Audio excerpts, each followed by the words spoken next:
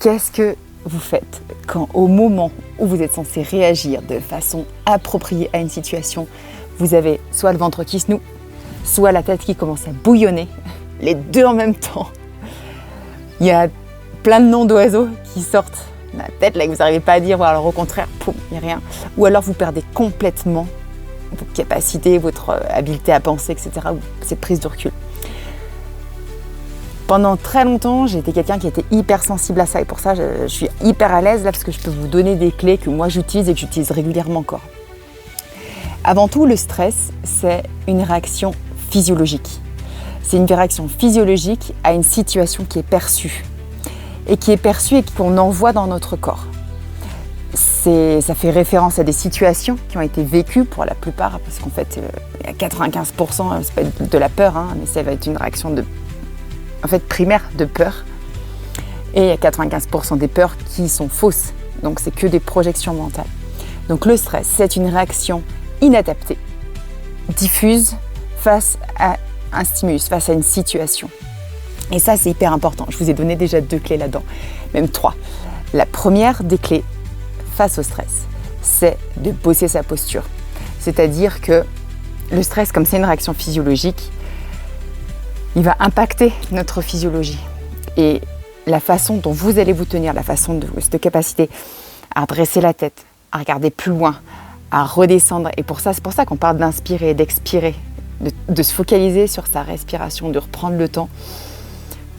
Juste ça, parce qu'à ce moment-là, ma respiration, c'est la seule chose que je peux maîtriser.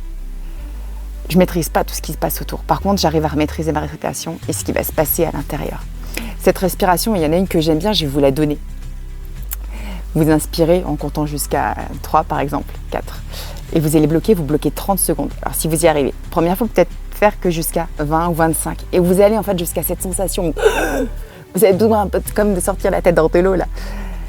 Vous tenez encore un peu et puis vous soufflez doucement. Et là, vous allez réinspirer un grand coup. Dans des situations où vraiment l'émotion, elle est super forte, tellement forte que ça bloque complètement, ça, c'est une super technique. Pourquoi ? Parce que vous mettez votre cerveau en hypo-stress, en hypo-oxygénation, pardon. Donc lui, d'un coup, il va dire « Oh là là, Jean-Pierre !» Il se passe des trucs là-bas, mais il se passe surtout quelque chose à l'intérieur. Donc, il faut qu'on redescende là, il faut qu'on se calme avant que ça soit le bazar. Donc, il va calmer le système nerveux. Et puis, comme d'un coup, on lui renvoie de l'oxygène très fort, il est très content, il met de la dopamine. Et ça, la dopamine, notre corps, il aime bien. Donc ça, c'est la première des clés. C'est ce moment où je sens que c'est en train de partir complètement en cacahuète. J'ai un entretien ou alors j'ai une réaction qui est là, c'est pas du tout adapté. Cette respiration-là que je vous ai donnée. La deuxième, encore une fois, c'est tout part aussi de notre physiologie, de notre posture, de la façon dont vous vous tenez. Parce que si vous faites comme si, pensez à un acteur qui fait comme si. Regardez-les faire. À aucun moment, quand ils doivent jouer un rôle, ils sont pas complètement dans la peau de ce qu'ils doivent jouer. Les yeux, la posture, alors fermée ou au contraire complètement ouverte. Pourquoi ? Parce qu'à ce moment-là, on envoie aussi un message à notre corps. Et ça, c'est hyper important de pouvoir jouer avec. Faites comme quand vous êtes bien.